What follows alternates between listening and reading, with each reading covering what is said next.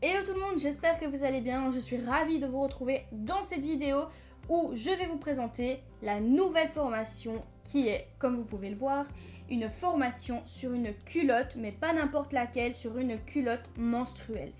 Alors, pourquoi j'ai décidé de faire cette formation? Je vais tout vous expliquer dans la vidéo, mais surtout, avant tout, je vais également vous expliquer ce que vous allez apprendre dans la formation.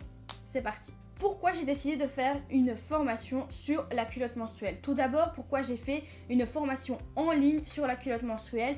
Premièrement, parce qu'il faut pouvoir se former, peu importe où on est et peu importe le temps de travail qu'on a dans notre vie actuelle, c'est très compliqué d'aller à des cours de couture. Donc j'ai voulu faire la formation en ligne pour que toutes les personnes qui travaillent puissent quand même être passionnées par la couture et pouvoir également apprendre à coudre à partir de leur maison, de leur fauteuil, de leur chaise, de leur salon, d'où vous voulez en fait.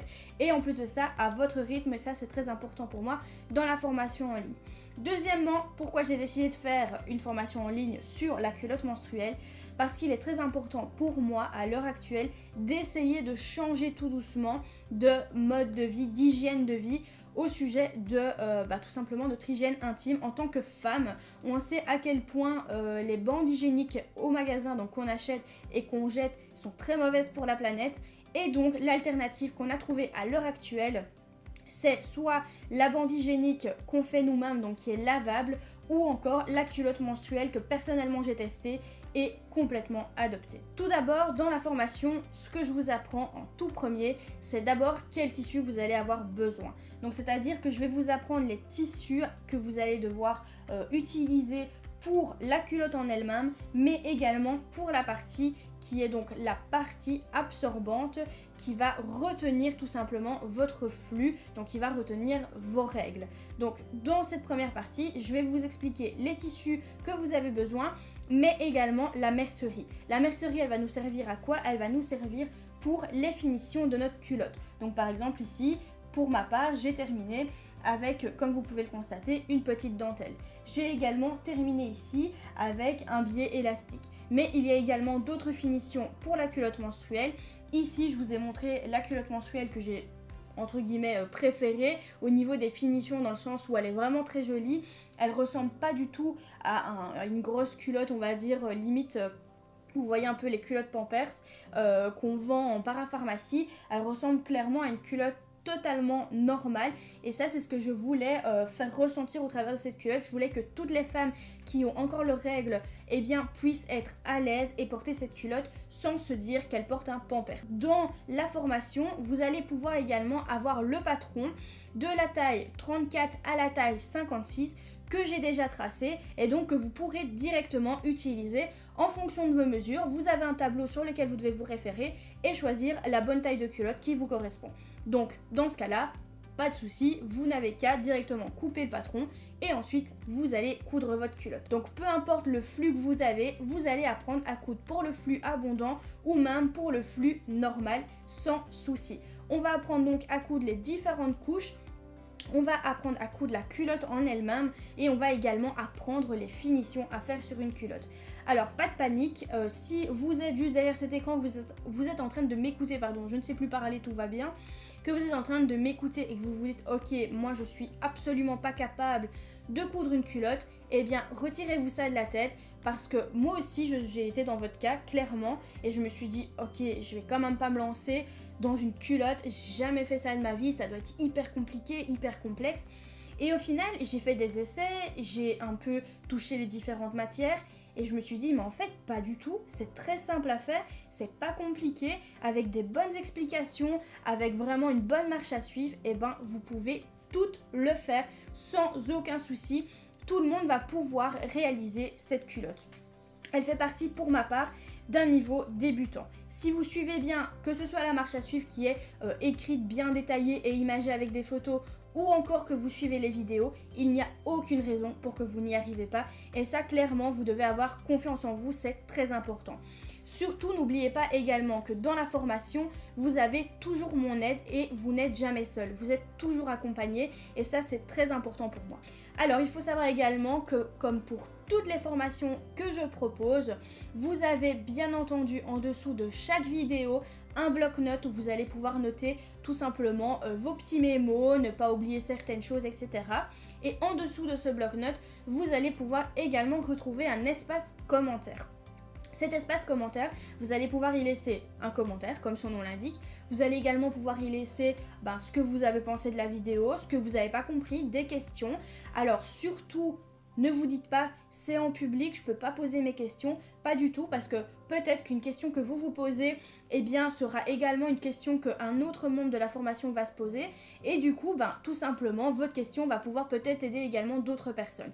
Sachez que dès que vous mettez un commentaire, moi je reçois directement sur mon ordinateur ou mon téléphone une notification comme quoi un élève a posé une question. Et donc directement, le plus rapidement possible, j'y réponds. Alors, il n'y a aucune question qui est bête, encore une fois, vous pouvez tout me demander et j'y réponds avec grand plaisir. Je tiens quand même à vous dire les points positifs et négatifs de la culotte menstruelle parce que oui, il y a quand même un seul, mais il est là, point négatif de la culotte menstruelle. Si on peut l'appeler négatif. Je vais commencer par le positif. Tout d'abord, la culotte menstruelle va vous permettre tout simplement de ne plus utiliser de tampons ou encore de serviettes hygiéniques qu'on achète donc en grande surface. Tout simplement parce que tout ça va être rejeté et donc très mauvais pour la planète. C'est absolument pas écologique du tout. Et donc le fait d'avoir une culotte menstruelle, c'est-à-dire que vous allez pouvoir la réutiliser entre 5 à 10 ans en fonction tout simplement de si vous en avez plusieurs ou pas. Il faut savoir qu'une culotte en principe peut remplacer une bande hygiénique de 8 heures. Alors pour ma part, je vous conseille quand même, après vous faites ce que vous voulez, mais c'est quand même le fait de rester dans du sang, dans votre sang, c'est pas très glamour ce que je suis en train de raconter, mais il faut vous le dire quand même, c'est pas top niveau, on va dire, bactéries. Donc moi ce que je ferais, c'est que sur une journée, je changerais entre 2 à 3 fois ma culotte menstruelle pour ne pas rester toute la journée dans le sang qui a macéré dans la culotte. Alors, niveau absorption, ça va être la même chose qu'une bande hygiénique en magasin. Donc changez votre culotte menstruelle au même rythme que vous changiez votre tampon ou encore votre bande hygiénique du magasin. Ça reste le même principe. Alors certes, dans un premier temps, vous allez devoir en coudre peut-être 9 pour en avoir 3 par jour et faire un changement en les lavant, etc. Ça va juste vous prendre du temps au début, mais après, vous les changez, vous les mettez dans un petit sac bien fermé hermétiquement et ensuite, quand vous arrivez chez vous, vous n'avez plus qu'à les laver. Ça va être le point négatif entre guillemets que je vais vous expliquer.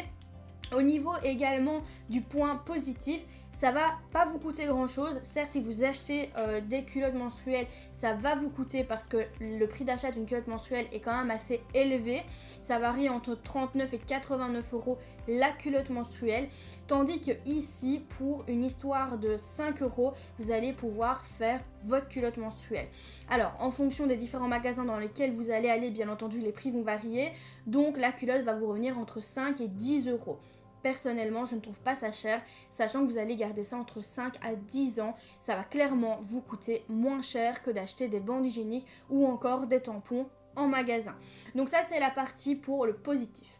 Pour le négatif, entre guillemets, si je puis dire négatif, c'est qu'avant de la laver, vous n'allez pas pouvoir la mettre comme ça directement dans la machine à laver parce qu'il y a du sang dessus et que la machine à laver lave avec une certaine température.